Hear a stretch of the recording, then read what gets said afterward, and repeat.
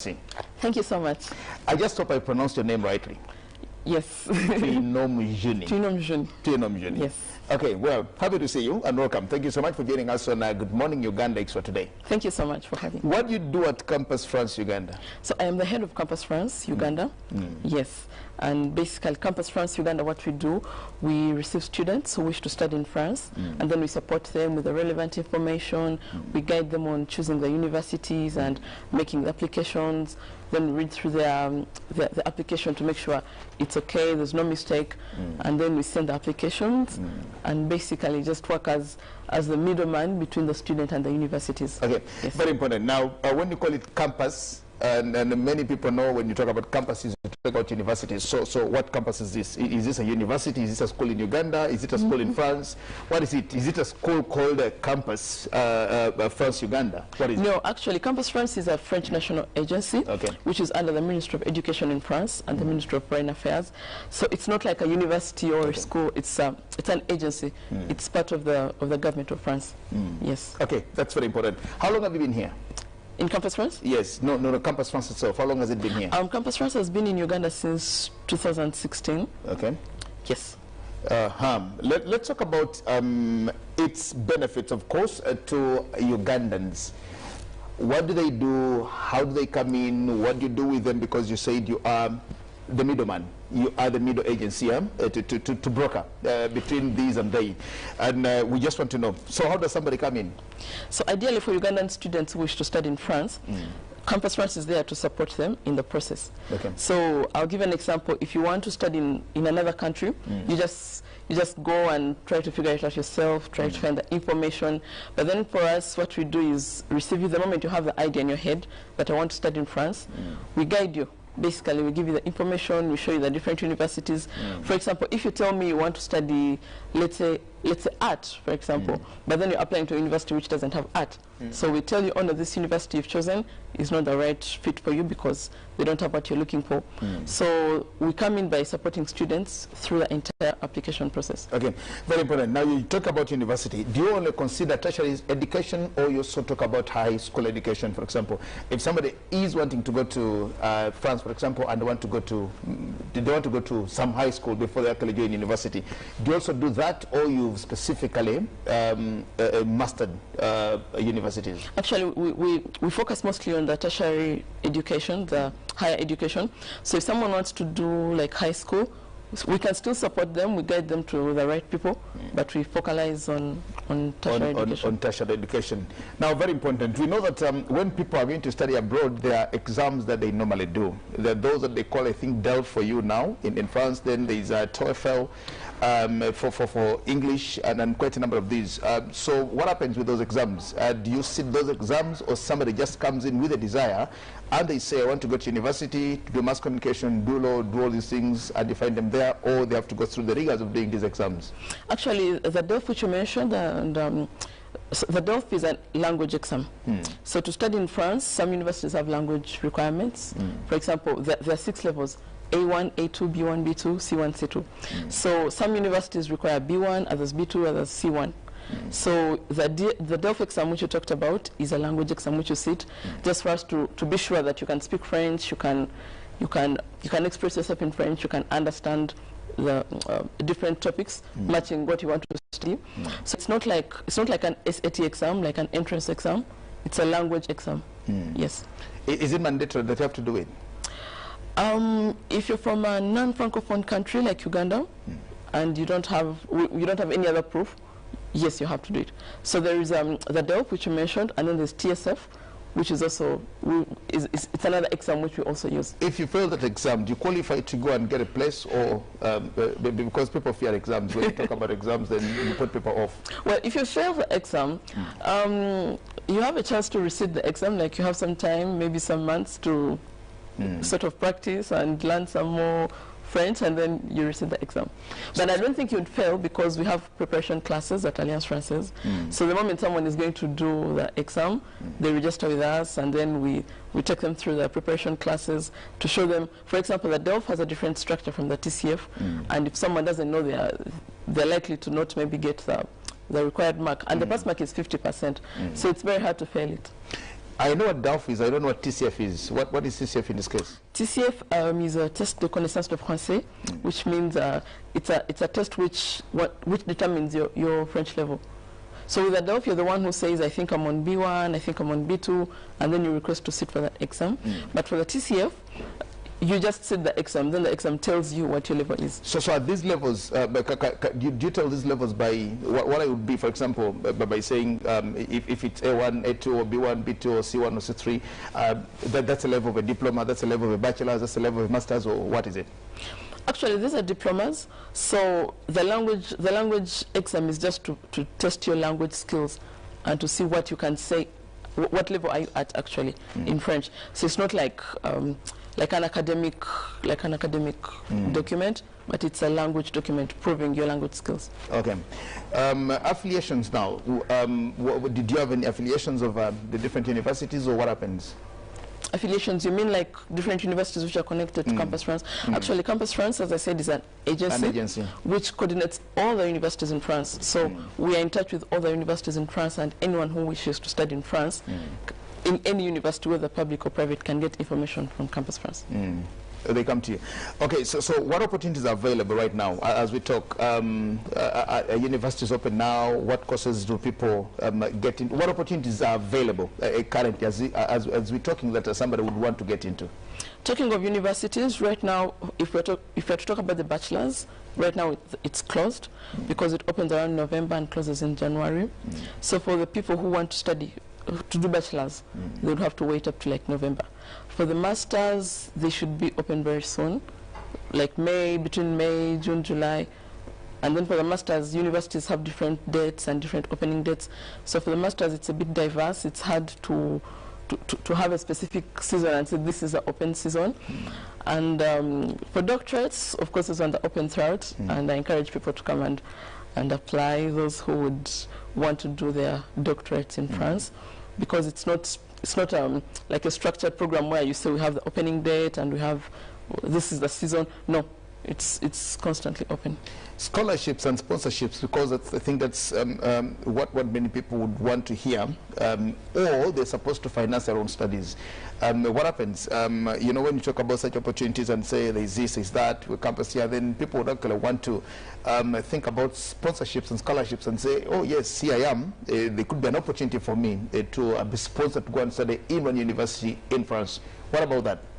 Okay, that's a question I get a lot.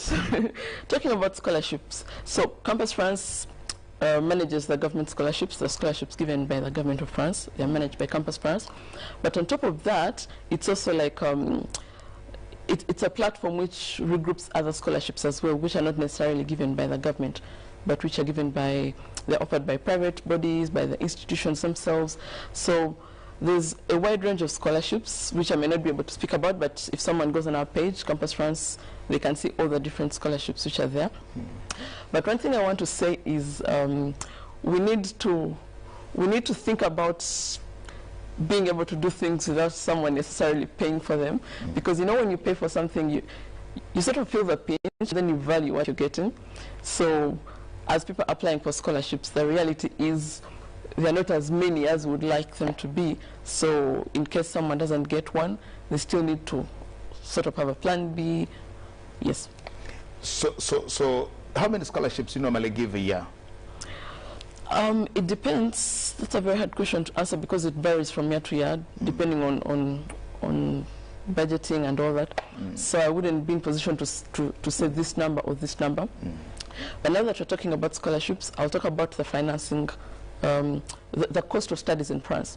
So unlike Anglo-Saxon countries, for example, where someone needs to pay about 30,000 euros, 20,000 euros to study per year, in France, the government subsidizes the cost of studies by contributing about 10,000 euros for every student studying at a government university.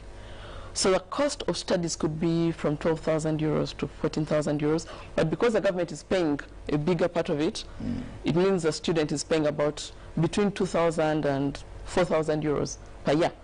So when you look at that money in Uganda shillings, that shouldn't be more than 9 million, 10 million, thereabout. For a whole year. For a whole year, which is affordable. Okay, if someone actually plans for it, it's affordable. So in case someone doesn't get a scholarship, if they plan, they can actually still manage to. But that's now with the government universities. How about the private universities? The private universities are... Once you go to private university, then you have to... They're quite expensive, but most people actually go to government universities. Like the biggest universities, like the universities of Paris, the different ones, University of Lille, University of Artois, where I was, and so many others. Most students go to those particular ones.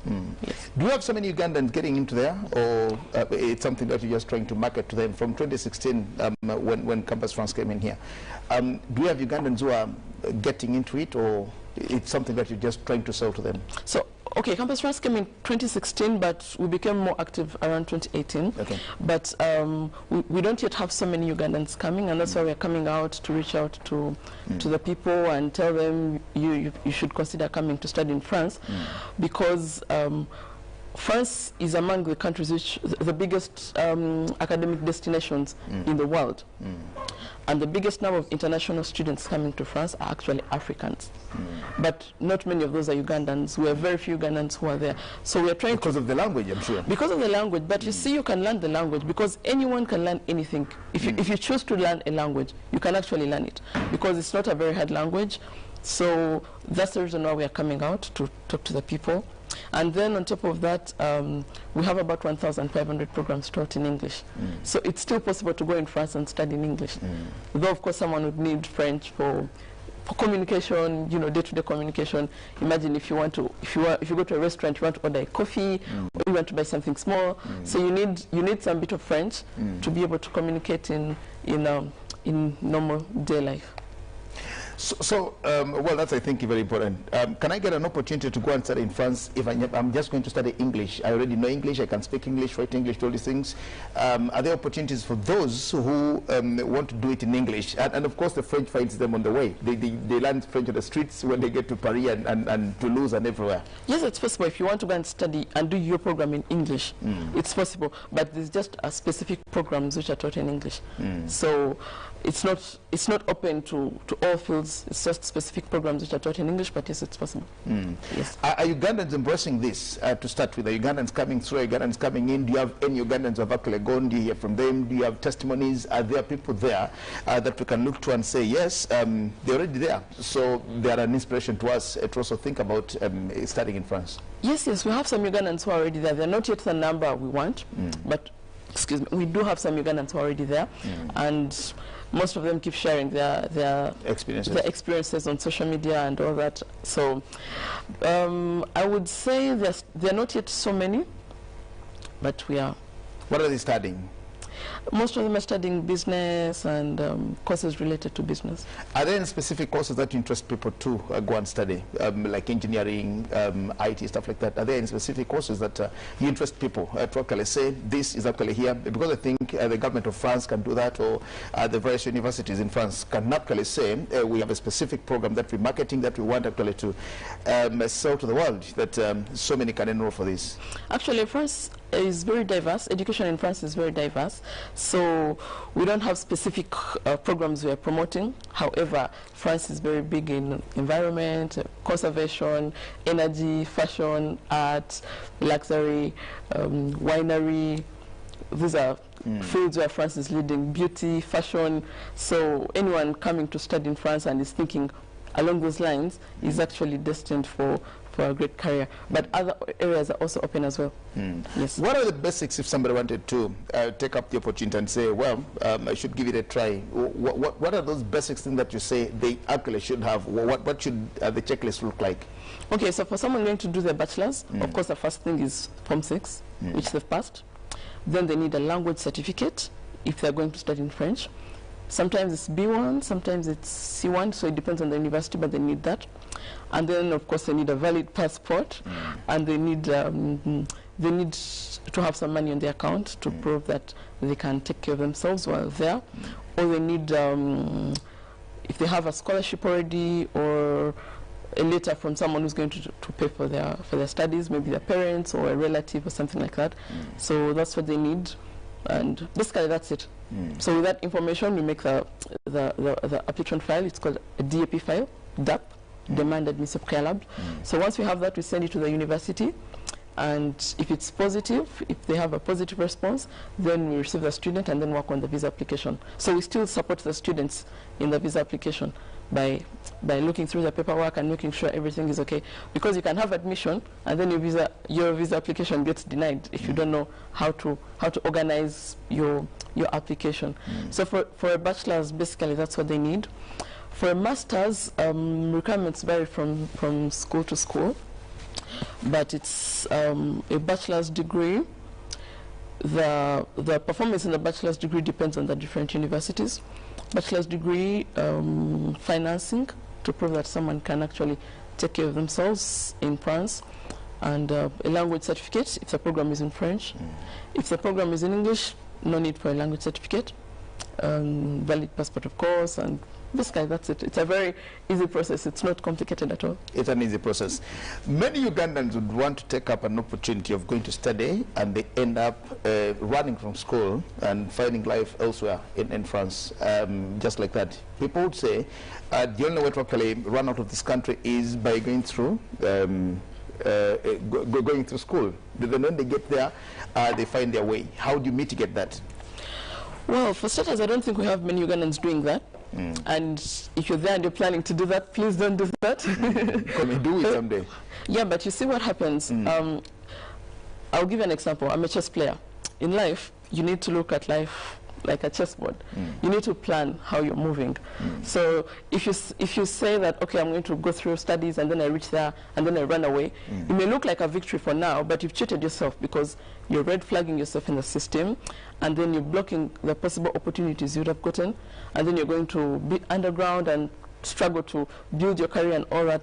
So people need to plan their lives and think and say, okay, I'm doing this, but is this the best decision for me?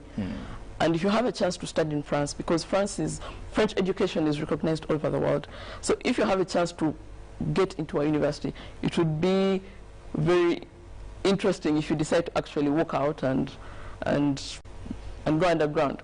So I don't know anyone doing that, and I hope no Ugandans are doing that. And if you're planning to do that, please don't do it, because it's going to work against you in the future. But yeah, I think that's what I would say. The visa that they get, does it just allow them to go to school, to go to class, to go and study, or they can also use that visa to do some work? Because nobody would want to go to study in France for 2, 3, 4, 5 years, and I think the longest is 3 years maybe. For a bachelor's is 3. 3 years, then. Yeah, I'm only thinking, would one want to go and get into France for 3 years, and the only thing they do is wake up from the hostel, go to class, then the other day, then again, without working? Do they give them time to work? Are they allowed to do that? Or when they get there, it's strictly learning business and nothing else? Okay, so I'll explain about the visa. Very good. The visa we give them is a student visa, and it's for 1 year. So once we give them the visa, when they reach France, the very first thing they do is go to the mayor and register their process. The mayor of the city where you are? Yes, exactly. And then they transform their visa from the student's visa? Yes, to a resident permit. So once they have that stuck into their passport, they can travel the Schengen area, they can work, they can do so many things. But before they get that, they need to get a bank account and health insurance. So we have a Campus France office in France. We have different offices in France. And when the students go, we work hand in hand with the campus office in France and international offices in the different universities where they've gone to make sure these students have gotten the relevant documents like health insurance, opening a bank account, getting an address. So once they have this, they can validate their visa, and then they get the residence permit in their passport. And once they have that, they can use it to work and to travel and to move around and do different things. And then, so when someone is done with their studies, we extend their visa by 1 year. So the reason why we do that, we imagine when they were studying, they were busy, they were concentrating on the studies and all that. So now that they're done, they have a chance to work, to focus more time on work, to tour, to move around, to discover new things, to see the Eiffel Tower, to see the palaces, the castles, the rivers, to visit different places. That's the assumption, that they didn't have time to go through all those. That's the assumption, that maybe they were busy. So now they have the time to do this. A whole year. A whole year. And yes, year. exactly. They can visit different things and move around the country, because there's actually a lot to see in France. It's one of the top destinations, tourist destinations in the world. So there's a lot to see. They can move around, see different things, go and, you know, I did history. So I'm sure many Ugandans did history. To be nice to... Especially paper 3. Exactly. Europe, exactly. The French Revolution, exactly. To be nice to... You remember Napoleon III, for example? The Bastille and... Imagine going and visiting Napoleon's house, for example, in Vichy, and seeing Napoleon's street and everything he built, opera and all that. Hi, Vichy team. Yes. You would love to do that. Well, that's very important. To all our viewers, I am with Mercy at Twinomujuni, at the head of Campus France Uganda, and of course I'm talking and opening up opportunities here for you to go and actually study there. Remember, our program is brought to you by Cleverland Hill, a mixed day and boarding primary school in Chevando, which is Salo, and you know, you can move from Cleverland day and primary. Then when you think about university, then of course universities are open here for you in France or whatever that is. Looking at the structures and everything that somebody has actually gone through, and the way you do it. When I qualify from here, you said you have liaison officers in France and everywhere. So I do not have to have somebody that I know in France for me to be able to settle in there. Once I go through here and everything is good for me, what happens when I get there? I'm on board now, and the next thing is I'm in Paris, I'm in Toulouse, I'm in anywhere. So what happens? Who receives me there? Where do they take me? Do you do all the basics here for me, that when I get there, I just settle in? Yes, so this is not the advantage of Campus France, because comparing to most of these other countries where you just go and you land there and you're by yourself, you have to figure yourself out. So Campus France, on top of supporting the students before they leave, the moment they have their visas, we organize a preparation session for them to prepare them for where they're going. So we advise them on, this is what you need to take, this is what you need to buy, this is where you need, you know, basically preparing them for the for what they're going to find the other side. And then once they reach the other side, once they reach in France, together with the people we are coordinating with, the Campus France officers in France, we can arrange for them to be received and then to be helped to settle in the universities wherever they're going. And then the other thing we're doing, we have a system in place which gets students which come from your country of origin. So we put you in contact with the students. For example, like you, Mr. Jagenda, if you're going to study in Paris, we look for the Ugandans who are there and put you in contact with them so that they can help you and guide you and tell you, okay, here we don't have Rolex, we don't have street side, we don't have Commando, we don't have street side chips and all that. So they guide you. For example, if you want to buy something, instead of going to this shop, which is very expensive, you can go to Primark, which is very cheap, or you can go here or there. So we put you in contact with these people. And in the event that there's no one from your country of origin, we find the nearest. Like, for example, here in Uganda, I think Kenya is very close to us. So we would put you in contact with a Kenyan student who will tell you, sorry, no chapati here, no posho, you know, to sort of make you feel at home and so that you don't feel so far away from your home. And so we do that. And then what I told you about earlier, of the bank account and the insurance and all that. So the campus officers in France are constantly supporting these students because they know, most of them, when they arrive, they don't know anything, they don't know anyone, they don't know what to do, how to move on from the arrival point. So yes, we do that. But if you have someone there, that is also still good, that's still okay. Yes. Okay. How many students are you targeting, for example, until the end of the year or every other time?